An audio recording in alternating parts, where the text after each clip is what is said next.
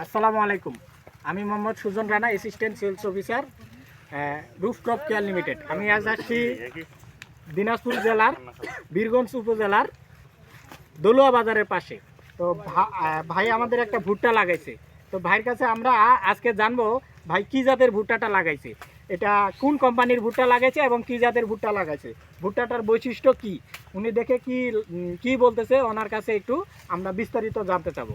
তো ভাই আসসালামু আলাইকুম। ওয়ালাইকুম সালাম। ভালো আছেন? ভালো আছি আলহামদুলিল্লাহ। আপনি যে আজকে এই ভুট্টাটা লাগাইছেন, এটা কি জাতের ভুট্টা বলতে পারবেন? এটা ভুট্টা লাগাইছি আপনার পাইনিয়ার 35-32। 35-32।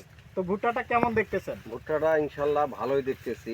ভুট্টাটার মোচা মিডিয়াম, হ্যাঁ, আর ভুট্টাটার মোটা আর সারি বেশি বেশি। বলতে যেমন অন্য ভুট্টা 12টা 14টা থাকে, এটা 16টা 18টা 22টা পর্যন্ত সারি 22টা পর্যন্ত পাইছি আমি। আর মনে হয় যে ভুট্টাটা এখনো মারাই করি নাই, হ্যাঁ, কিন্তু মারাই করলে মনে হয় যে ওয়াইটটা বোঝা যায়, তাতে আশা করা যায় 100 প্লাস 100 প্লাস মন সম্ভব হবে আর কি। হবে আর কি। হ্যাঁ, আশা করা যায় বলতে হবে, হবে। এটা বিস্তার বোঝা যাচ্ছে।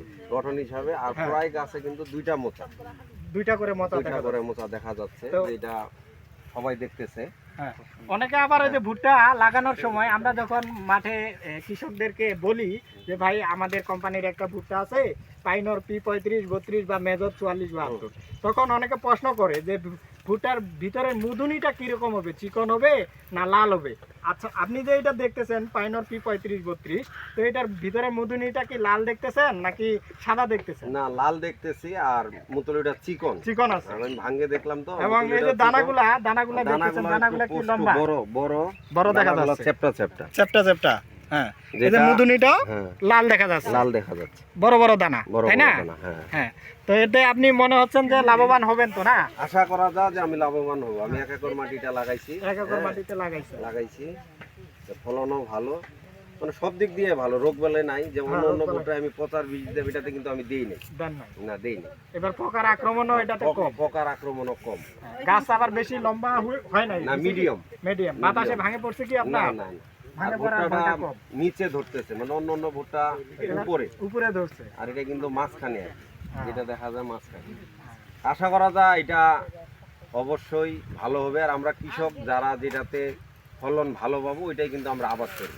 ঠিক আছে না? সামনেবার ইনশাআল্লাহ আমি আবাদ করব। আমার আশেপাশে যারা কৃষক আছে ওদেরকেও বলবো যে আপনারা যেটা ভালো মানের ওইটাই আবাদ করুন। হয়তো বাজার একটু বেশি, হ্যাঁ, বীজের দাম বেশি, কিন্তু বীজের দাম বেশি হইলে ফলন তুলনামূলক বেশি।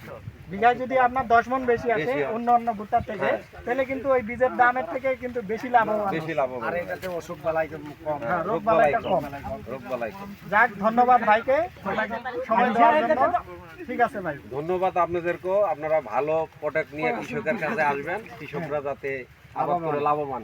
আচ্ছা, ঠিক আছে ভাই, আসসালামু আলাইকুম। ওয়ালাইকুম আসসালাম।